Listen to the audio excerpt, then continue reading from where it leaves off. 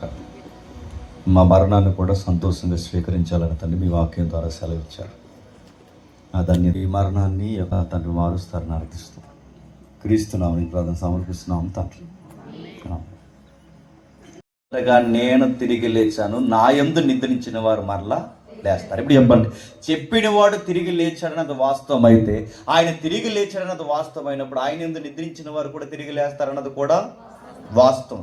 అందుకు ఈ భరోసా సువార్త ఎప్పుడైతే ఇచ్చిందో, ఆయన తిరిగి లేచాడన్నది వాస్తవం, ఆయన తిరిగి లేచాడన్నది వాస్తవం అయితే ఆయన యందు నిద్రించిన వారు కూడా లేస్తారన్నది బలంగా యోహాను సువార్త 11వ అధ్యాయం 42వ వచనం నుండి, మళ్ళీ తమ్ముడిని మనం బయటికి తీస్తామని అర్థం. నువ్వు తీకు, నేను తీను.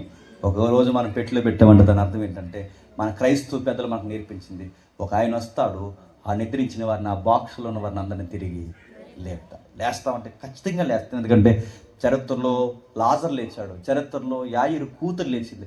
అంతకుముందు యెహెజ్కేలు కాలంలో ఎముకలు సజీవంగా మారిపోయి, ఎక్కడ చూడండి అంతకుముందు బతికారు, కానీ ప్రభువు బతికించే వారు ఎలా ఉంటారు, ఇంకా మళ్ళీ చనిపోరు, సజీవంగా ఎప్పటికీ నిత్యము జీవిస్తారు. అట్టి ధన్యత ఈ కుటుంబానికి మీకు అందరికీ అనుగ్రహించును గాక.